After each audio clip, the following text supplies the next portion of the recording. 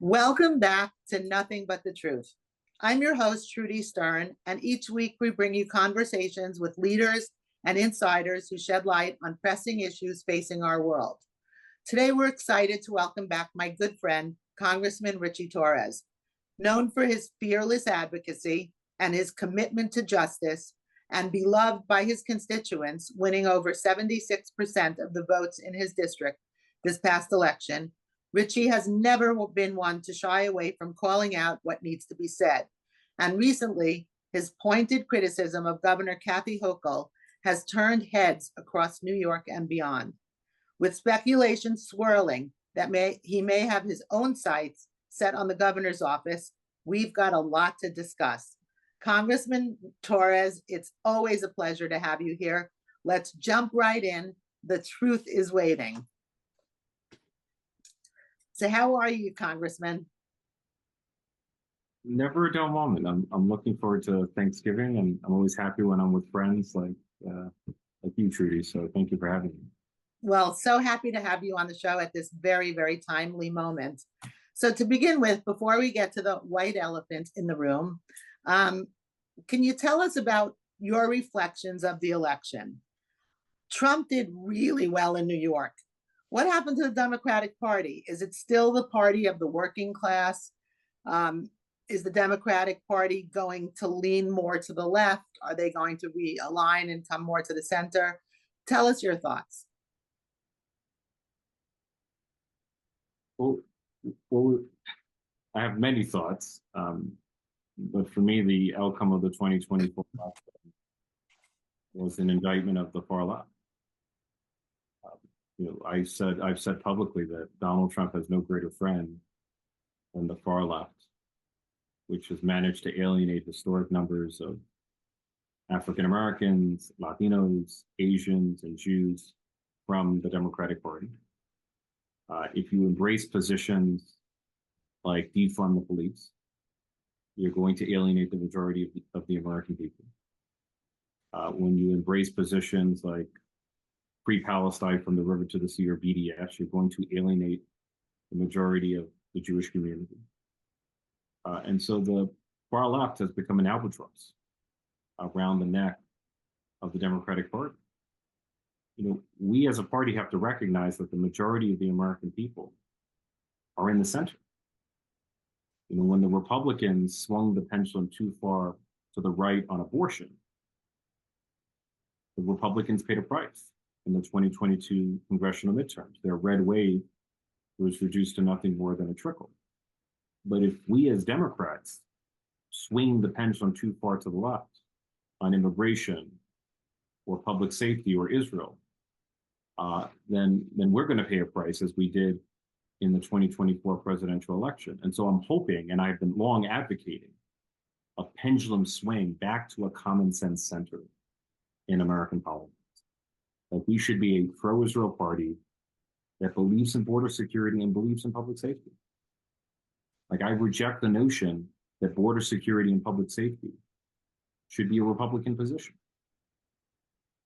So, talking about border safety, and New York is a sanctuary city.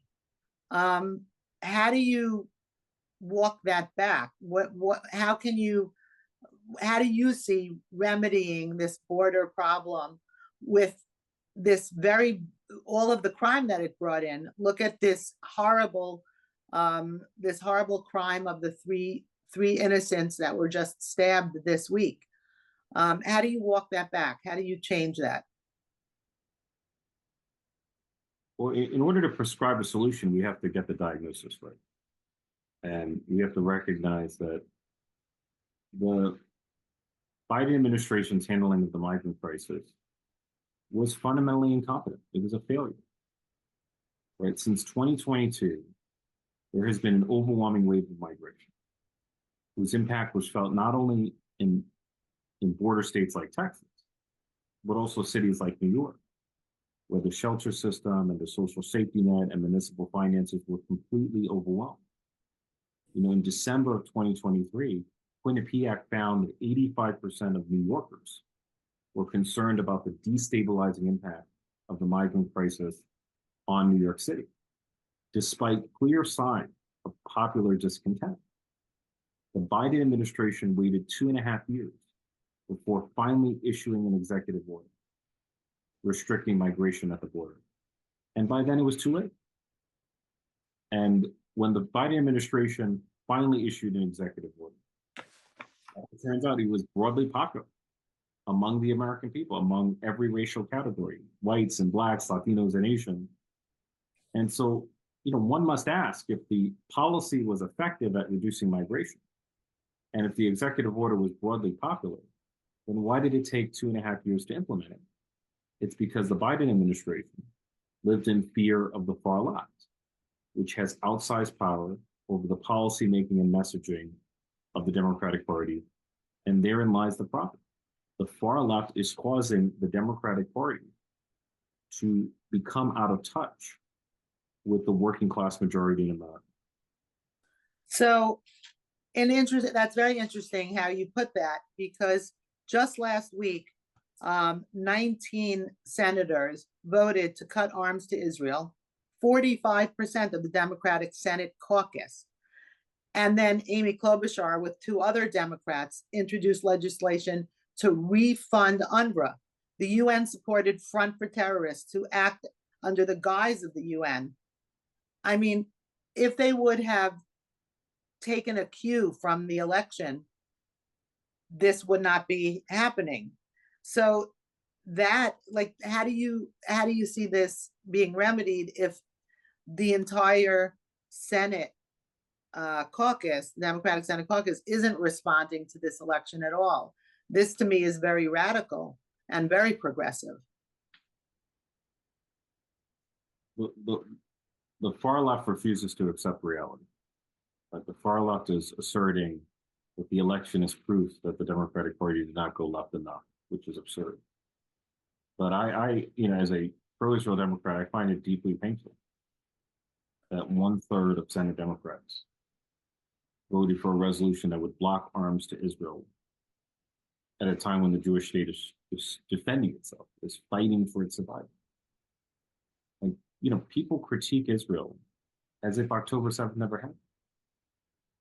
There were 1,200 Israelis and Jews who were murdered and maimed and mutilated and raped and tortured and abducted on October 7th. And Israel's fighting for its survival. Israel has a right to live in peace. It has a right to live free from the terror threats of Hamas and Hezbollah and the Houthis and the Islamic Republic of Iran. And so I just find it disgraceful that any U.S. Senate would attempt to disarm Israel in the face of existential threats to the Jewish state. It's shameful. But it seems as if that caucus is growing. 19 senators is a very large contingency. And then you couple that with Amy Klobuchar's move the next week.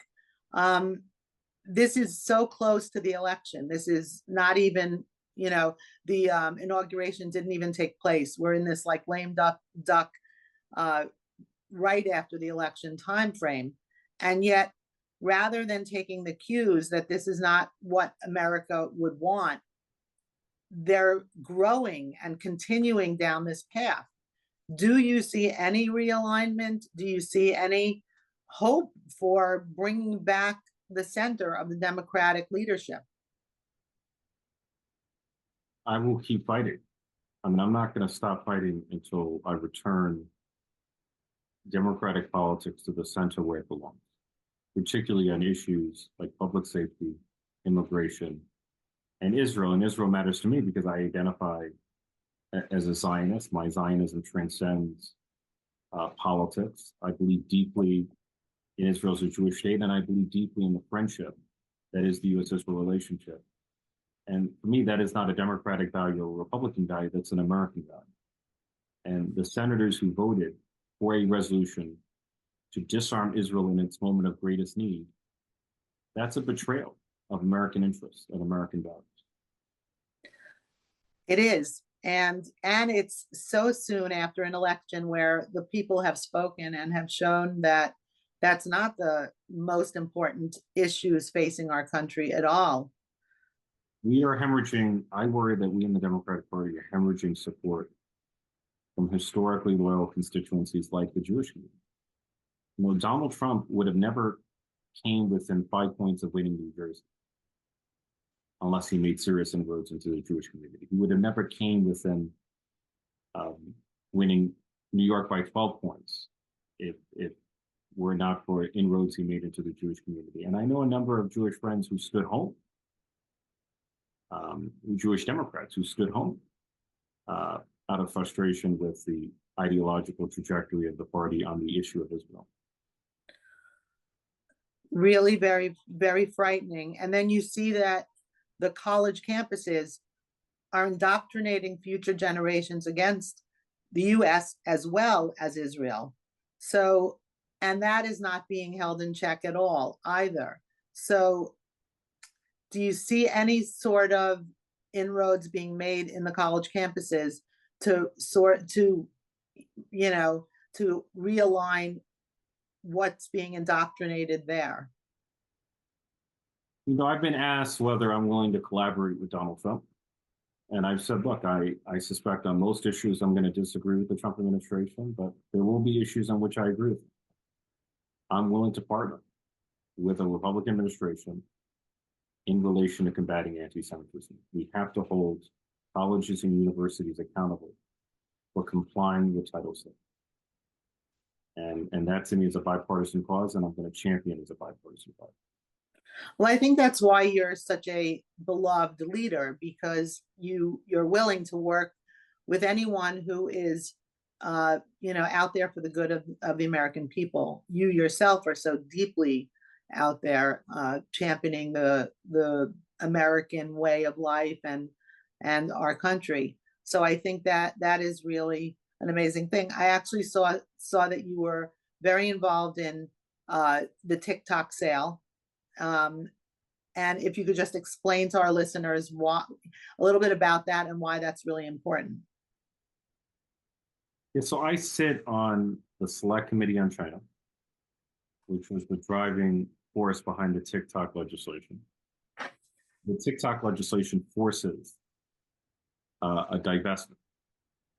So as you know, TikTok is owned by ByteDance, which is beholden to the Chinese Communist Party. ByteDance is required by Chinese law to collect vast quantities of data, about 175 million Americans, and then report that data to the Chinese government upon request without disclosing it. And we in Congress concluded that that was a prohibited national security risk that we could not ignore. And as you know, TikTok is not merely a social media platform, it's the leading news source for the next generation of America. And the fact that we would put the leading news source for the most impressionable minds in the hands of our leading foreign adversary, that to me is an act of self-sabotage, of national self-sabotage. That would have been the equivalent of permitting the Soviet Union to own ABC, CBS, and NBC during the peak of the Cold War. And keep in mind, TikTok has been a driver of anti-Semitism. What is new is not anti-Semitism, which is an ancient hatred. What is new is the algorithmic amplification of anti-Semitism on platforms like TikTok. There is no platform that has done more to propagate Jew hatred and propagate disinformation against Israel than TikTok. It is really unbelievable that there would be any opposition. I think it passed almost unanimously, but that's correct, right? What I find in Congress, that the most important divide in Congress is not Democrat versus Republican. It's the center versus the extreme. The center left and the center right were overwhelmingly in favor of forcing a divestment of TikTok, whereas the far left and the far right were overwhelmingly against it. We saw the same dynamic with the National Security Supplemental, which appropriated $14 billion in funding for Israeli self-defense.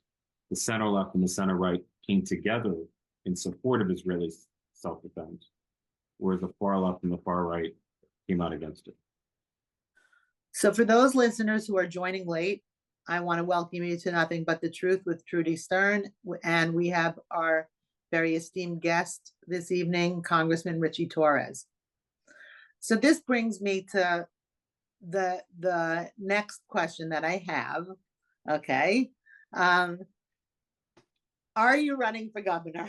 But before you tell us if you're running for governor, tell us about New York. You've said recently that Kathy Hochul is the Joe Biden of New York. We know crime is rampant here. There's lots of violence. There was that horrible knifing by that migrant who was let out of jail early. Businesses are leaving New York for states with lower taxes, fewer regulations. Housing prices are becoming unaffordable to the middle class and low income. Tell us about why you made the decision and, your thoughts. But there is a leadership crisis in America, and nowhere is the leadership crisis more profound than in New York. There's no state that saw a greater swing toward Donald Trump than New York, which to me is an indictment of failed leadership at the state and local level. Like, New Yorkers feel their state and local government is failing them. New Yorkers feel that they are paying more and more for less and less. Their costs are rising, but their quality of life, their public safety, their affordability is declining. And New York is hemorrhaging population. Over the next 2 decades, we're projected to lose 2 million residents, which will translate into the loss of political power. We're going to have fewer representatives in Congress and fewer votes in the Electoral College. And so Albert Einstein once said, if you do the same thing over and over again and expect a different result, that's the definition of insanity. And the time has come for a new generation of leadership. I feel Governor Hochul is well-intentioned, but fundamentally ineffective at governing. Under the governor's watch, the MTA has lost billions of dollars from fare evasion. It loses $700 million every single year. Why do we accept that? Right, since 2019, there's been a 30% rise in crime in New York City, including a 12% rise in murders. Or take the case of Ramon Rivera. Right, Ramon Rivera was a seriously mentally ill person who went on a homicidal rampage, stabbing 3 New Yorkers to death in broad daylight. During his incarceration, Rivera assaulted a corrections officer. Not only did the city fail to punish Rivera for assaulting a corrections officer, the city released him for good behavior. Like, only in a broken system could assaulting a corrections officer be considered good behavior. So there are mothers and fathers, daughters and sons, wives and husbands who lost their loved ones because the government failed them. And I have said that the bureaucrat in the Department of Corrections who authorized the early release of Ramon Rivera should be fired. Like, there should be accountability. There should be consequences for failure, because it seems to me that we live in a city and state where the only people who suffer consequences are the victims of crime and their loved ones. And New Yorkers are rightly saying, we've had enough. The system is broken, and we deserve better than what a broken system can deliver. Very, very well said. As a New Yorker, I feel those failings very, very acutely daily. If you go into the grocery store, the prices are unbelievable. The streets are filled with homeless people. There's crime rampant. I take the subway. It's frightening. Just yesterday, I took the subway, and right next to me, a guy just jumps the turnstile with absolutely no thought that anyone was going to stop him, no intimidation at all. Just that's how he entered. And then looked at me, with a very threatening look. I got on the train, and then there were people who were very rambunctious on the train. And all I kept thinking about was, oh, wow, maybe I should just keep my head down and not make any sort of eye contact with anybody, because I wouldn't want anything to happen. So I feel those things. Can I think- add more? I just more exactly, like, go to any CVS or Dwayne Reed or Walgreens, and it feels like every product is locked up. Right? it's unbelievable. You go to the streets and subways, you see dangerous people roaming the streets with visible mental illness. And I ask myself, like, why do we accept this? You go to the streets and see open air drug markets where drug addicts are injecting themselves with fentanyl in broad daylight in the presence of children. And I'm asking, why do we accept this? And my basic message is we no longer have to accept it if we elect the right people. So I just want to quote a leading Democrat political strategist. His name is Neil Quatra. He said, Torres will be a formidable candidate for any office. He is one of the smartest, most strategic, and thoughtful members of the Democratic Party of his generation. He went on to say that Torres does the work, he builds relationships, he has the clarity of what government should be doing. He's a workhorse, not a show horse. And we need workhorses, not show horses, to do this very important work. I agree with that statement. I think that he's completely correct. Are you going to run for governor and turn our state around and make New York what I remember it being all the years that I was growing up? So I'm considering a run for governor. Undergoing an exploratory process. I'm going to start touring the state. One of the lessons learned from the 2024 election is that we have to listen to people.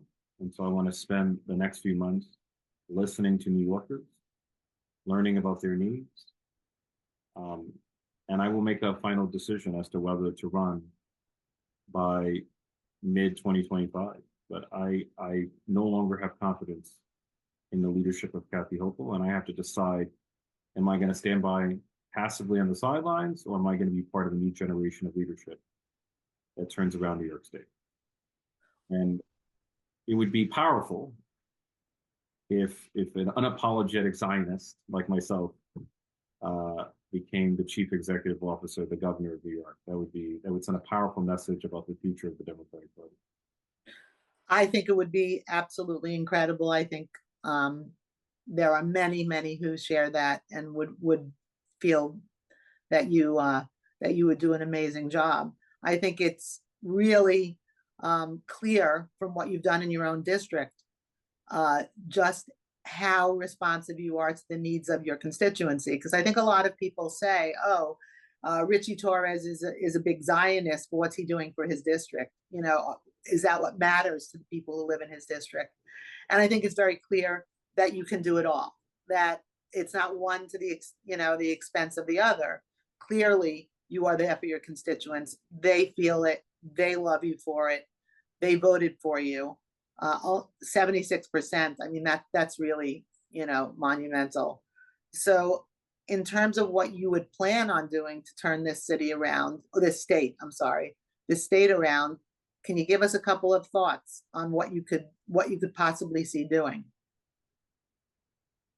So I'll start with public safety.